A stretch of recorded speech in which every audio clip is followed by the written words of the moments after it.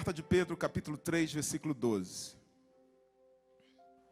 Porque os olhos do Senhor estão sobre os olhos do Senhor estão sobre os justos, e os seus ouvidos atentos às suas orações.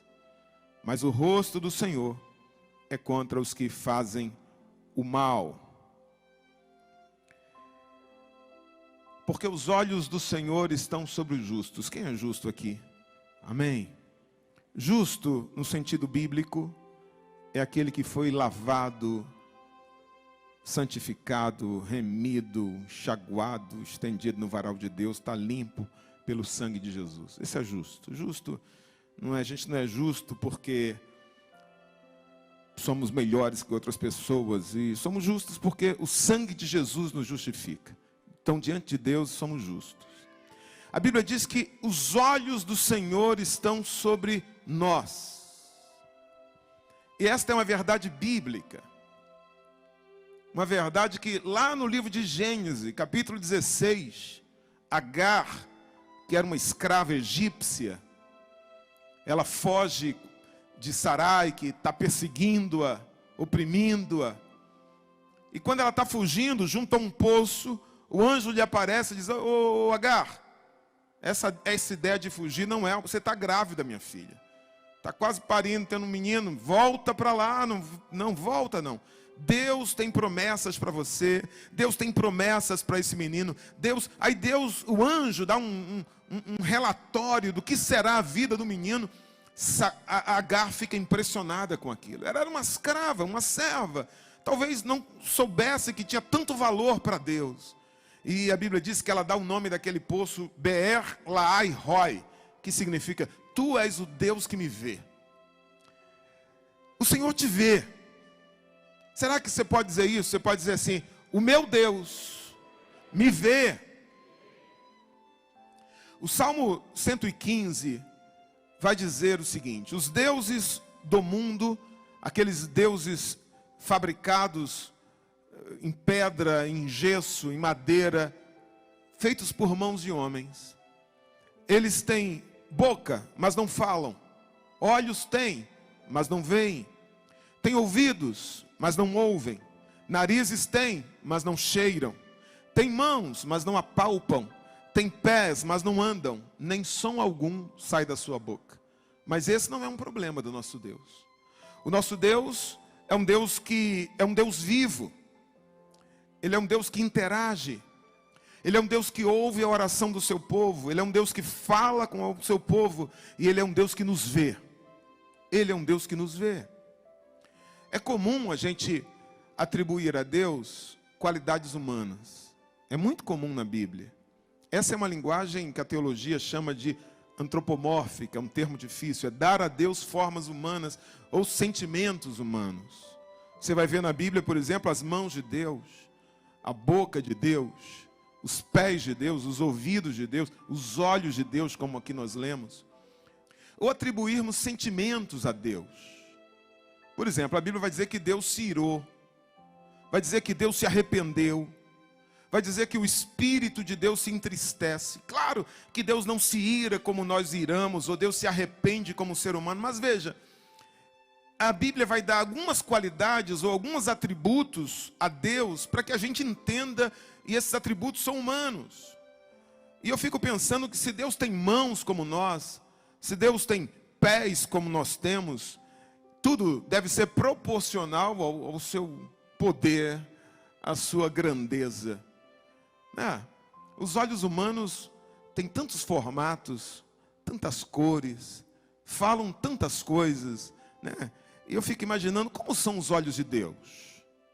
A Bíblia diz que Deus é tão grande, que Ele está sentado nos céus, mas os céus não são capazes de contê-lo. Porque Ele está sentado no céu, mas os seus pés estão na terra. Ou seja, Ele é maior que os céus. Ele é tão grande, a Bíblia diz, que Ele mediu as águas dos oceanos na concha de suas mãos. De tão grande que Ele é. Claro, essas características revelam, na verdade, de uma maneira figurada, os atributos de Deus. Ou seja, as suas ações. Então, se a Bíblia fala do braço de Deus, ela está falando da força de Deus, da sua capacidade de salvar, de realizar algo em nosso favor. Se a Bíblia fala da boca e dos ouvidos de Deus, a Bíblia está falando que Ele ouve, que Ele é um Deus comunicável, que Ele é um Deus relacional. Porque, na verdade, Deus é espírito. Eu nem sei se a boca é exatamente como a nossa, porque imagem e semelhança de Deus tem a ver exatamente com qualidades morais e espirituais. Mas os seus olhos, que estamos vendo aqui nessa passagem, o que é que falam? Falam de sua onisciência. Quando Pedro diz, os olhos de Deus estão sobre os justos, Pedro está dizendo assim, Deus sabe tudo o que sucede ao justo. Deus conhece o deitar e o levantar do justo. Deus sabe os fios de cabelo que ele tem na cabeça. Deus conhece a sua vida por dentro, por fora. Existem pelo menos duas características ao olhar de Deus que a gente precisa falar. Peculiares. Eu vou falar uma delas hoje, tá bom? O olhar de Deus é sobre tudo e todos. Semana que vem eu falo de outra característica. Essa é uma delas. O olhar de Deus, diga, o olhar de Deus é sobre tudo e todos. O profeta Zacarias diz que Deus tem 7 olhos. O livro de Apocalipse diz que o cordeiro tem 7 chifres e 7 olhos. Claro, quando você imagina um cordeiro com 7 chifres e 7 olhos, não é um padrão estético aceitável para a gente. Fica meio MIB o negócio, né? Fica meio assim, ET. Imagina um animal com 7 chifres e 7 olhos. Mas é fácil explicar, é uma linguagem simbólica, né? Está relacionada a 7 na Bíblia, está relacionado à perfeição. Quando a Bíblia diz que tem 7 chifres, 7 significa poder, já entramos em Apocalipse, né? E significa que ele é perfeitamente poderoso, ou seja, o cordeiro é onipotente. E quando diz que ele tem 7 olhos, significa que ele vê perfeitamente, porque 7 é perfeito, na Bíblia é o número da perfeição, então fala da onisciência. O cordeiro tem 7 chifres e 7 olhos, está falando da sua onipotência e da sua onipresença. O livro de Hebreus, capítulo 4, versículo 13, diz o seguinte: não há criatura alguma encoberta diante dele. Antes, todas as coisas estão nuas e patentes aos olhos daquele com quem temos de tratar. Veja, essa é a primeira característica do olhar de Deus. Todas as coisas estão nuas, patentes, claras diante de Deus. Não há nada encoberto. Então, aqui surge uma pergunta. Afinal, os olhos de Deus estão sobre os justos ou os olhos de Deus estão sobre todos? Porque quando dizemos que os olhos de Deus estão sobre os justos, dá a impressão que os olhos de Deus não estão sobre os olhos de outras pessoas. Mas o texto de Hebreus está dizendo que todas as coisas, toda criatura está diante de Deus. Embora pareça que há uma contrariedade bíblica aqui entre os dois textos de Pedro e de Hebreus, não há contrariedade. Porque se Deus vê a todos, Ele vê os justos. Se Deus vê a todos, não há nenhum problema em dizer os olhos de Deus estão sobre as crianças. Como eu posso dizer, os olhos de Deus estão sobre os idosos, sobre os grupos de risco. Os olhos de Deus estão sobre os que sofrem, sobre os que estão no deserto, afinal, Ele vê todos. A questão é, qual a necessidade de afirmar que os olhos de Deus estão sobre os justos? Porque seria redundante, seria lógico. Quem diz isso é o Salmo 34. O Salmo 34 diz, os olhos de Deus estão sobre os justos. E Pedro está citando o Salmo 34. Mas Hebreus diz antes de Pedro que os olhos de Deus estão sobre todos. Então você para e pensa, será que Pedro disse isso porque ele queria engrossar o seu livro? Será que Pedro disse que os olhos de Deus estão sobre os justos simplesmente porque ele não tinha mais o que dizer e resolveu dizer isso? Claro que não. A Bíblia não tem palavras inúteis. A Bíblia não fala demais, a Bíblia não fala à toa. Não há expressões na Bíblia que estejam por estar. Deus não fala por falar. Pedro, na verdade, está falando de um olhar diferente. Diga, um olhar diferente. Isto é, Deus olha para todas as criaturas, mas o seu olhar não significa a mesma atenção, nem a mesma intenção. A presença de Deus está em todo lugar da terra. A presença de Deus está em todo lugar do universo. Mas a presença de Deus, quando 2 ou 3 se reúnem no nome de Jesus, a presença que descia sobre o templo em forma de nuvem, não é a mesma presença que está na padaria, não é a mesma presença que está na sua casa, não é a mesma presença que está no sambódromo, onde alguém pode se converter. A presença de Deus está no inferninho, a presença de Deus está no bar, mas a presença de Deus na igreja é outra presença. O olhar de Deus para os justos que se reúnem, não é o mesmo olhar de Deus para outros lugares da terra. Pedro está falando de um olhar diferente, de um olhar com um propósito diferente, porque senão seria redundante. Embora Deus veja a todos, Ele não vê a todos com o mesmo olhar. Ele não vê a todos com a mesma atenção, nem com a mesma intenção. Ou seja, o olhar de Deus pode assumir vários significados. Eu quero falar sobre um desses significados hoje, e a cada domingo a gente vai falando de um desses significados. Primeiro, o olhar de Deus sobre o justo significa cuidado. Diga, cuidado. Quando a Bíblia diz assim, olhou Deus para Astolfo, se tiver algum irmão Astolfo aqui, Deus abençoe, está dizendo do cuidado de Deus em relação a Astolfo. Nem todo olhar é necessariamente um olhar de cuidado. Se sua esposa diz para você assim, ô JJ, eu vou sair, você fica olhando as crianças. Você pode olhar as crianças para mim? E você diz, claro, meu amor, pode ir no mercado à vontade, que eu vou olhar as crianças. Aí de repente as crianças sobem na janela, você mora no 10º andar, e você não tem aquela tela protetora, e as crianças estão lá, na janela, botaram uma cadeira, estão lá aqui, com a paredinha pela cintura aqui, e você está olhando. As crianças saem da janela e vão pegar faca e tesoura, pontiaguda, e começam a brincar com isso. Brincar e cortar a roupa uma da outra, e correr, e você está olhando. De repente essas crianças cansaram das facas. Vamos para o fogão. E elas entram na cozinha. E elas começam a ligar o liquidificador. E elas ligam o fogão. Aperta, liga o fogão, liga o forno. E você fala assim, estou olhando. Quando a sua esposa chegar, e ela vê as tesouras e as facas espalhadas pela sala, as cadeiras ali próxima à janela, e o fogão ligado, e as crianças na cozinha, e ela vai dizer para você assim, você está maluco, JJ? O que é que você fez? Aí você fala, você pediu para olhar, meu amor, e eu estou olhando. Será que ela vai aceitar essa desculpa? Claro que, ao pedir para olhar as crianças, essa sua esposa, e qualquer esposa, está dizendo, cuide, tome conta, proteja. E esse é o significado do olhar de Deus para o justo aqui no texto de 1 de Pedro. Esse é o sentido da carta, porque diz assim, os olhos do Senhor estão sobre os justos e os seus ouvidos atentos às suas orações. Veja, Pedro está falando de um olhar que expressa carinho, de um olhar que exige proximidade, porque o ouvido está atento àquilo que o justo está falando.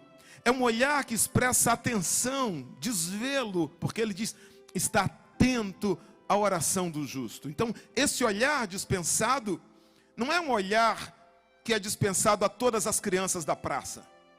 Não, esse olhar é dispensado a algumas crianças, em especial. Se você está numa praça e tem as crianças ali brincando, naqueles brinquedos que sobem e fazem malabarismo e ficam a uns 2 metros de altura, e se elas estiverem lá brincando naqueles brinquedos, você fala que lindo. Se elas estiverem subindo no escorrego, descendo de pé, brincando de surf, né? No escorrego de pé, você vai falar, que garoto corajoso. Se aproximar um estranho, normal. Se eles estiverem correndo em alta velocidade, normal. Mas se entre aquelas crianças estiver o seu filho, Ah, não vai ser normal não. Você está olhando, o teu olhar vai ser um olhar diferente. A todo estranho que se aproxima, tudo será perigoso, porque o teu olhar será um olhar que revelará cuidado, preocupação, atenção. O Salmo 1, versículo 6, diz exatamente isso. Diz assim: o Senhor conhece o caminho dos justos, mas o caminho do ímpio perecerá. Conhecer não é apenas saber qual é. Conhecer é entender com profundidade. Deus conhece a tua vida, Ele sabe com profundidade, Ele tem interesse, Ele abençoa, Ele protege, Ele prospera, Ele cuida, Ele está olhando, Ele conhece de verdade. Mas o caminho do ímpio, pastor, não, o caminho do ímpio Ele não conhece, Ele sabe qual é. Mas Ele não conhece, Ele não se aprofunda, Ele não cuida, Ele não protege. Será uma vida que se autodestruirá. Será uma vida que está indo num caminho para o buraco. E Deus não conhece, ou seja, Deus não cuida, Deus não se aprofunda na intimidade, na proximidade. Isso é um olhar de cuidado. Um fato muito triste marcou a minha infância, mas fique tranquilo, eu já fiz terapia, estou curado, estou bem. Os meus pais se separaram quando eu tinha 5 anos, 4 para 5 anos de idade. Aquilo foi algo assim muito traumático para mim, muito traumático. Foi o primeiro abandono, a primeira depressão que eu enfrentei. Deus me treinando, para entender pessoas que enfrentam depressão ou passam por rejeição. Como pastor, em gabinete, eu entendo muito bem isso, porque passei por 4 rejeições na infância. Essa foi a primeira. Eu sou de Natal, Rio Grande do Norte. E como toda criança de Natal, não sei se ainda é assim, mas na época eu chamava meu pai de painho e minha mãe de maninha. E meu pai, era um cara assim, que era amigo, parceirão mesmo. E era meu melhor amigo. Aliás, ele me ensinava isso. Quer que eu sou seu? Eu dizia pai e amigo. Mas meu pai, que era líder de jovens da igreja, tesoureiro da igreja, meu pai começou a se envolver com mulheres. Talvez aí conceito de nordestino, de ser homem. E eu me lembro do meu pai ter casado 8 vezes. Tinha vezes que ele me levava para passear com ele e ele ia se encontrar com outra mulher. E eu entendia que aquela não era minha mãe, eu tinha essa idade. Claro, isso levou ao divórcio. E eu passei a ficar com minha mãe e não via praticamente mais meu pai. Meu pai enfiou o pé na jaca mesmo, amigo. Sabe, Johnny? Ele enfiou o pé na jaca. Queria saber de noitada, queria saber de passear, queria saber de curtir a vida, esqueceu da igreja e de mim. Eu não via meu pai. E, é claro, eu chorava muito com aquilo. Minha mãe teve que trabalhar para sustentar a gente. Então, o trabalho, acho que ela tinha que dormir, ela era empregada doméstica. E só vinha final de semana e eu ficava na casa da minha avó, sem meus pais. Então, 4 para 5 anos. Foi um período difícil. Eu me lembro, uma noite, eu estava com minha mãe, próxima à casa da minha avó. Natal é uma cidade bem mais equatorial do que Curitiba, do que Rio de Janeiro. O que eu vou falar aqui, muita gente não tem ideia, de verdade. Tem um hino que fala assim, não há luar como o luar do sertão, Não há luar. E não há mesmo, assim, é diferente, porque o sol lá passa assim, em cima. A lua também é em cima, Como o pessoal fala, no quengo. Na cabeça mesmo, em cima mesmo. Você vê, noite de lua cheia, a gente podia brincar de bola de gude, jogar futebol, porque você vê tudo. Porque é aquela lua, sabe, acesona, bonita, em cima, e fica em cima de você. Bem em cima. Não passa assim, em diagonal, não. Passa em cima. Em cima, o sol fica em cima, um pino assim, na cabeça. E era uma noite de lua cheia. E aquilo me encantava. Eu estava com minha mãe ali, próxima à casa da minha avó, e olhei para cima, e a lua, Tiago, estava em cima de mim. Rapaz, que imagem linda, Por isso que as pessoas acreditam em São Jorge, porque você vê tudo ali, ó. Dá para ver tudo, aquela lua bonita, cara. Aí nós saímos daqui, minha avó está aqui, andamos uns 300 metros. Fui para a casa de uma tia, que ficava muito próximo da igreja, onde meus pais congregavam. E eu me lembro de eu sentado ali na calçada. Eu lembrei disso quando eu estava preparando essa mensagem, na época que eu preparei essa mensagem. Eu tinha me esquecido completamente desse fato. E eu estava ali sentado. Quando eu olhei para cima, a lua estava em cima de mim. Assim, 4, 5 anos. Aí eu fiquei impressionado com aquilo. Falei, poxa, eu estava ali próximo da casa da minha avó, a lua estava em cima de mim. Eu vim para cá, a lua está em cima de mim. Coisa impressionante. Aí eu falei, minha mãe estava lá dentro, eu sozinho ali na calçada. Eu falei, já sei o que é que eu vou fazer. Calculei assim o tamanho de umas 3 casas. Eu falei, a lua deve ter um tamanho de umas 3 casas. E eu falei assim, eu vou correr até aquela esquina, porque aí ela vai sair de cima de mim. Porque deve ter sido coincidência. Irmão, baixei a cabeça, eu achava que eu era o cara mais veloz do mundo. E corri. Perna para que te quero. Corri assim uns 100 metros. Parei e olhei para cima. A lua estava em cima de mim. Que impressionante. Eu falei, gente, como é que pode isso? Eu estava aqui, a lua estava em cima. Eu fui para lá, a lua... Voltei, a lua está em cima de mim. Já sei, eu vou voltar, que ela não pode. Não pode estar em cima de mim. Irmão, corri de volta para onde eu estava, porque agora ela estava em cima de mim. Eu corri de volta em 100 metros, sem olhar. Parei, olhei para cima e adivinha? Ela estava em cima de mim, acesona, iluminada. Irmãos, eu respirei e falei, meu Deus, como eu sou especial. De todas as crianças da terra, a conclusão que eu cheguei foi essa. Deus mandou a lua, hoje, tão bonita, para ficar em cima de mim. Minha mãe saiu, me pegou pela mão e a gente foi andando. E eu de vez em quando eu olhava para cima envergonhado já. Porque, gente, minha mãe não percebe que a lua está me perseguindo. Falei, minha mãe não percebe o quanto eu sou especial. Gente, e eu olhava para cima, ela continua em cima de mim. E eu andava uns 30 metros, olhava para cima, gente, ela continua em cima de mim. Como eu sou especial. Como eu sou especial. Veja, eu tenho algo para dizer para você hoje. Talvez você esteja rindo da minha percepção infantil, né? Ingênua. Mas o que eu vou falar para você aqui não é infantilidade nem ingenuidade. É uma questão de fé. Algo muito maior. Olhos muito maiores do que a lua. Olhos muito mais claros do que a lua. Muito mais importantes do que a lua.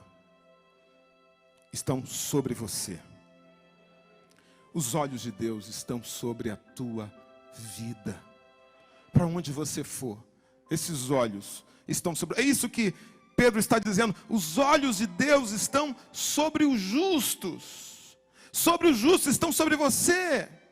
Sabe, o homem pode ter me deixado ali, né? Quando criança, o meu pai... Mas Deus usou aquele fato e aquilo... Como aquilo me alegrou? Para dizer assim, olha, o seu pai pode ter ido para longe, esquecido você. Mas veja como você é especial para mim. Eu estou te vendo, eu estou te acompanhando. Sabe, você é especial. E era esse sentimento que eu queria que você... compartilhar com você nessa noite. Pedro está dizendo, os olhos de Deus estão sobre você, e isso não é qualquer coisa. Deus está olhando para você com cuidado, com desvelo, como um pai olha para um filho, sabe, como um pai olha para uma filha, com cuidado. Alguém pode ter magoado você, alguém pode ter decepcionado você, alguém pode ter abandonado você, mas Deus está dizendo, os meus olhos estão sobre você. Os meus olhos te acompanham. Os meus olhos veem o teu deitar, o teu levantar. Você é alguém especial para mim. Eu estou olhando você. esses olhos te acompanhando nesse período de quarentena, estão dizendo: eu estou vendo a sua dificuldade, eu estou vendo a sua solidão, eu estou vendo o seu sofrimento. Esses olhos estão olhando para você com uma intenção de cuidado. Os olhos que estão protegendo você 24 horas por dia. Esses olhos estão dizendo: você é alguém especial demais para Deus. Me ajuda aqui, meu amigo, agora você pode, que eu já estou indo para o final. Quem sabe você entrou aqui achando assim: poxa, eu sou uma pessoa tão pequena. Eu sou uma pessoa assim, de tão pouca importância. Porque às vezes as circunstâncias nos diminuem, né? E algumas pessoas fazem questão de nos lembrar isso. Mas a palavra que eu tenho para você é essa, sabe? Alguém te valoriza muito. Alguém olha para você enquanto você está dormindo. Ele vela por você. Alguém te vê quando você sozinho no teu quarto dobra os joelhos. E Ele colhe as tuas lágrimas. E Ele inclina os ouvidos para ouvir tua oração. Ele nunca te abandona. Ele nunca te deixa. É alguém muito importante que está olhando para você hoje. Nesse período, com cuidado, com amor. E detalhe, né? A Bíblia diz: Ele não tosqueneja. Ele não... Sabe o que é tosquenejar? Tosquenejar é pescar peixinho, assim. Não sei se Paraná fala... É aquele... Dá aquela cabeçada no ar. Ele não faz isso. Ele não tosqueneja. Ele não cochila. Ele está atento. É Ele que te diz nessa noite o que está lá em Isaías, capítulo 41, versículo 14. Não temas, ó bichinho de Jacó, nem vós, povozinho de Israel, eu te ajudo, te diz o Senhor. O teu Redentor é o Santo de Israel. É Ele que te diz nessa noite o que está lá em Isaías 49, 15 e 16. Ele diz: porventura pode uma mulher esquecer-se tanto do seu filho que cria, que não se compadeça dele, do filho do seu ventre? Mas ainda que esta se esquecesse dele, contudo eu não me esquecerei de ti. Eis que nas palmas das minhas mãos eu te gravei, os teus muros estão continuamente diante de mim. Paulo, escrevendo aos Efésios, ele diz, Efésios 2, 12, 13, ele diz: ora, ele diz, naquele tempo estáveis sem Cristo, separados da comunidade de Israel. Que tempo, pastor? Aquele tempo tu estava no pecado. Aquele tempo que você não era filho. Aquele tempo que você estava distante de Deus. É aquele tempo. Você era estranho às alianças e à promessa. Não tinha esperança. Você era do mundo. Mas agora, em Cristo, vós que antes estáveis longe, já pelo sangue de Cristo, chegastes perto. Você está perto. Deus está te vendo. Sabe aqui o louvor, por favor? Não, pastor, mas por que Deus está me vendo? Sabe por quê? Porque você não é qualquer pessoa. Você não é qualquer um. Você é filho. Você é especial para Ele. Paulo diz: vocês, porém, são geração eleita, sacerdócio real, nação santa, povo exclusivo de Deus, para anunciar as grandezas daquele que vos chamou das trevas para a sua maravilhosa luz. Antes vocês nem sequer eram povo, mas agora são povo de Deus. Não havia recebido misericórdia, mas agora a receberam. Algo mudou. A presença de Jesus, o sangue de Jesus mudou. Jesus é como se fosse esse óculos, está vendo? Se Deus tirar Jesus da frente, quando Ele olhar para nós, Ele vai nos fulminar, Ele vai nos destruir, Ele vai sentir aversão, nojo do que somos, das nossas falhas, dos nossos pecados. Nós não vamos ter mérito, nós não vamos ser dignos, mas a partir de Jesus, é isso que Paulo está dizendo. O véu foi rasgado, podemos ter acesso a Ele. Quando Ele olha para nós, os nossos pecados foram apagados. Jesus tem o poder de nos tornar justos perante Deus. Paulo diz: todos quanto receberam Jesus, Deus deu-lhes o poder de serem feitos filhos de Deus.